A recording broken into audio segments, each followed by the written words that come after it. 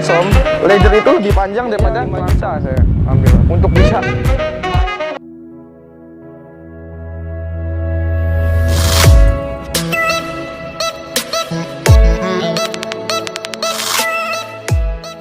Assalamualaikum warahmatullahi wabarakatuh. Kembali lagi dengan saya Muhammad Lukman Nurrohim. Di video kali ini saya akan memaparkan apa sih itu peranca, apa sih itu scaffolding. Jadi kadang-kadang teman-teman ada yang suka susah ngebedain antara peranca dan scaffolding. Peranca itu terbuat dari pipa susunannya, sedangkan scaffolding terbuat dari mainframe. Jadi di belakang saya ini adalah peranca. Untuk cara membaca peranca itu, kalau ke atas itu, nah ke atas ini 1, 2, ini disebutnya lift ke atas. Sedangkan kalau ke samping disebutnya base. Berarti kalau lift, oh ada 7 tingkat, berarti itu 7 lift disebutnya. Dan orang yang merakit ini ialah scaffolder.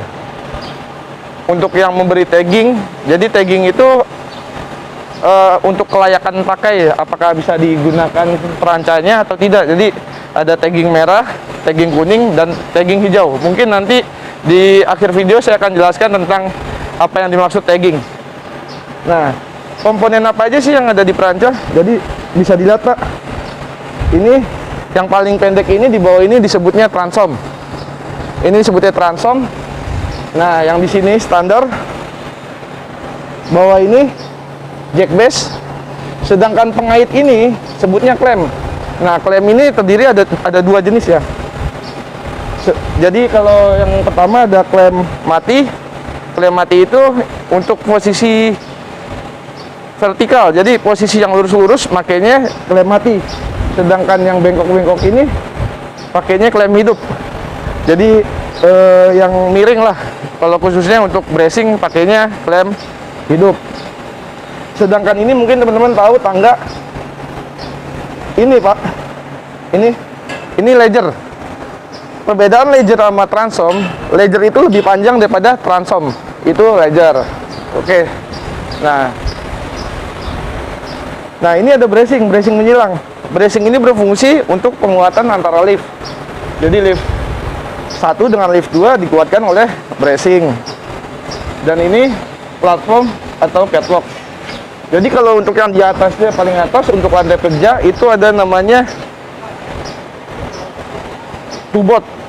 Ada railing segala macam, itu ada di situ. Oke.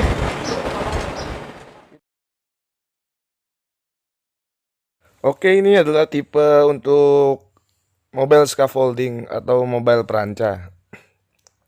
Karena di area ini tidak boleh menggunakan scaffolding mainframe ya.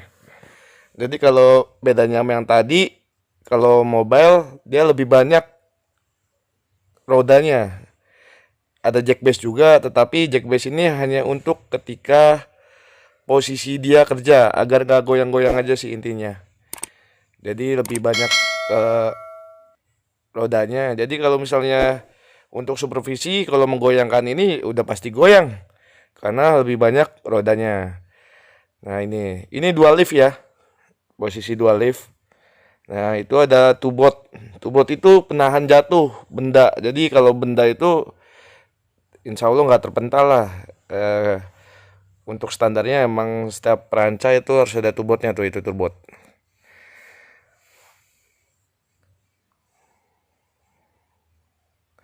Dan ini juga catwalknya. Catwalk itu atau platform kerja itu untuk kita kerja, pijakan kita lah. Oke, mungkin tadi sudah saya jelaskan tentang komponen-komponen dari peranca. Mungkin karena banyak orang lalu lalang di sana, saya juga itu dari punyanya PT lain yang saya refresh untuk saya share ke teman-teman. Jadi yang pertama tadi saya sudah sampaikan scaffolder dan supervisi itu beda. Kalau scaffolder itu orang yang merakit, sedangkan supervisi itu orang yang mengiyakan dalam arti apa? Oh, ini boleh dipakai, ini nggak boleh dipakai, kekurangannya apa. Jadi banyak di luar sana, khususnya yang di perumahan ya. Jadi kadang-kadang pakai yang scaffolding, mainframe, tapi dia tidak ada perhitungannya. Pada dasarnya scaffolding atau peranca itu semua ada hitungannya. ada 3 jenis, yaitu ada heavy duty, medium duty, dan light duty. Jadi heavy duty ini ialah transom yang saya jelasin. Transom itu panjangnya 1,5, sedangkan ledger itu panjangnya 1,8. Dia akan kuat menahan beban sampai 675 kilo per base. Sedangkan untuk tipe medium duty itu 18 sampai 18 itu transomnya 18, ledgernya 2,4, dia bisa menahan sampai 450 kilo per base. Dan terakhir adalah light duty. Light duty ialah panjang transom itu 2,4 sampai 3. Dia bisa menahan 125 kilo per base. Jadi ukuran dari transom sama ledger itu menentukan beban yang bisa ditampung oleh peranca itu sendiri atau scaffolding itu sendiri. Oh, gimana sih tinggi dari transom sama ledger? Itu minimal berapa? Jadi ketika kita mau merakit scaffolding atau peranca, yang pertama kita pakai, kalau emang landasannya itu terbuat dari tanah atau yang emang lunak, itu harus memakai sole plate atau sole board. Jadi sole plate sama sole board itu ialah tatakan. Boleh pakai kayu, boleh pakai plat. Lalu kita tumpukan dengan jack base. Jack base itu adalah, dia ada adjust stable-nya. Jadi bisa untuk menaikkan yang standar dan menurunkan kalau emang elevasinya belum dapat. Nah, tiang standar itu yang tadi saya bilang, yang berdiri di bawahnya itu ada jack base. Tinggal dimasukin aja kalau emang itu tiang standar. Habis itu tinggi dari transom atau ledger itu minimal 40. Lebih nggak boleh, hitungannya berbeda. Jadi kalau emang teman-teman yang di luar sana mau pakai gimana sih ngitung ini segala macam, nanti bisa saya share bukunya, buku tentang supervisi. Nah, ini adalah alat untuk memasang klemnya. Kalau orang peranca atau yang abal-abal ketahuan dia cara pakai ini kayak apa, dia tahu. Saya waktu mengambil supervisi peranca itu biaya 5 juta saya. Sombong amat. Saya ambil untuk bisa main kunci krek aja.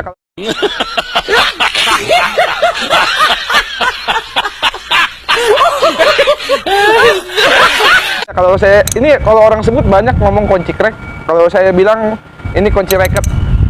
Tapi itu setiap proyek beda-beda bahasanya. Nah, sebenarnya scaffolding itu hitungannya juga lumayan banyak.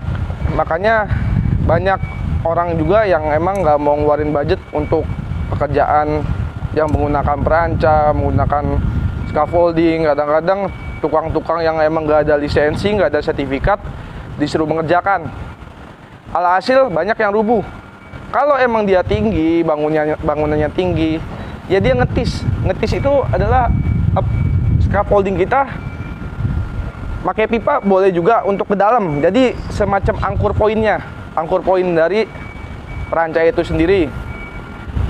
Di atasnya pun kita harus ada namanya platform kerja. Yang tadi saya bilang menggunakan catwalk, harus ada tubotnya. Tubot itu ketika udah ada tatakan kayak gini, dia harus ada tubot.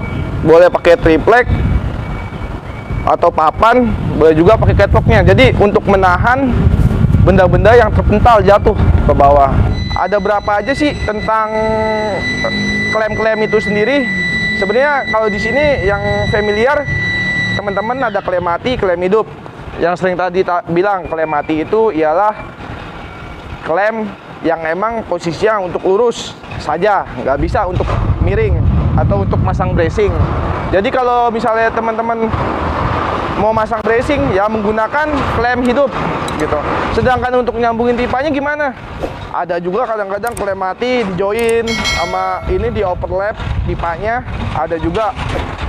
Tetapi lebih bagusnya atau lebih baiknya teman-teman pakai slip coupler. Slip coupler itu ialah sambungan dari pipa sama pipa, itu slip coupler. Itu ada, berarti ada klem mati, klem hidup, slip coupler, dan juga ada di sini footlock. Footlock itu ialah penahan catwalk sendiri. Jadi buat teman-teman kadang-kadang ada yang pakai band rod lah segala macam. Ya kalau bisa harus pakai inilah yang standar-standarnya. Makanya teman-teman kalau emang mau belajar atau mengetahui, cari referensi lain. Mungkin itu aja. Nih, saya tadi akan menjelaskan tentang tagging. Jadi tagging itu ada 3 warna. Ada warna merah, kuning, sama hijau. Apa sih bedanya 3 ini? Kenapa nggak langsung hijau aja? Kenapa nggak harus merah aja? Kenapa nggak harus kuning aja? Jadi kalau warna merah ini stop. Jadi pekerjaan ini belum bisa digunakan. Scaffolding ini belum bisa digunakan. Sedangkan yang kuning itu untuk merakit. Kalau teman-teman lagi merakit, usahakan ini ditempel dulu, dipasang. Sedangkan yang hijau ini sudah layak digunakan, berarti sudah boleh digunakan. Siapa aja yang tanda tangan di sini, supervisi dan scaffolder yang harus tanda tangan di sini. Jadi ada tanggalnya, didirikan oleh siapa. Yang terpenting ialah kekuatan base dan komponen apa aja sih yang ada di sini.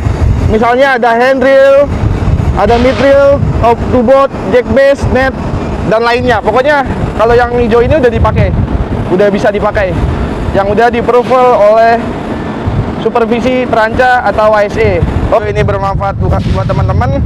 Jika ada pertanyaan bisa komen di kolom komentar. Jangan lupa like, subscribe, dan share buat teman-teman yang lainnya.